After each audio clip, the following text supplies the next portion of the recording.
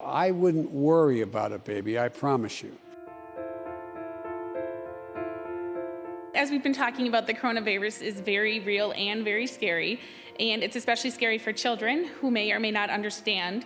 My children, Layla, 8 here, and my son Mateo, 7 at home, often ask if they will catch COVID, and if they do, will they die?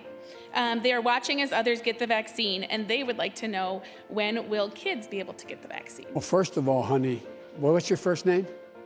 Layla. Layla, beautiful name.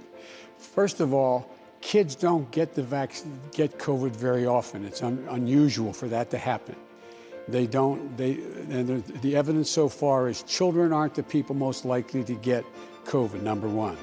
Number two, we haven't even done tests yet on children as to whether or not the certain vaccines would work or not work or what is needed. So you're the safest group of people in the whole world, number one.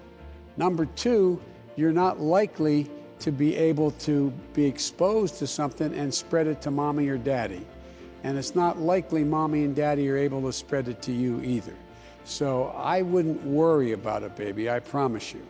But I know it's kind of worrisome. Are you in first grade? Second grade? Second. Oh, you're getting old. Second grade. Well, have you been in school, honey?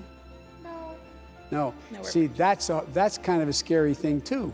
You don't get to go to school, you don't get to see your friends, and so what a lot of kids, and big people too, older people, their whole lives have sort of changed like when it used to be. You used to be able to just go outside and play with your friends and get in the school bus and go to school and everything was normal. And now when things change, people get really worried and scared.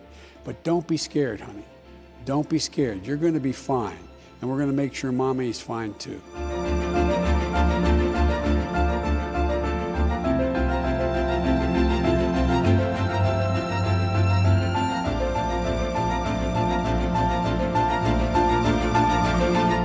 Our 19-year-old son was diagnosed with pediatric COPD at the age of 14.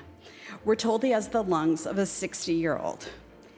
He does all he can to protect himself. Last month, he even removed himself from the campus of UW-Madison as he feels it's safer and he has less exposure here at home. We've tried all we can to get him a vaccine. I hear of others who are less vulnerable getting it based on far less. Do you have a plan to vaccinate those who are most vulnerable sooner, to give them a priority? Well, the answer is yes, there are, but here's how it works. The states make the decisions on who is in what order. I can make recommendations, and for federal programs, I can do that as President of the United States. But I can't tell the state, you must move such and such a group of people up. But here's what I'd like to do. If you're willing, I'll stay around after this is over, and maybe we can talk a few minutes and see if I can get you some help.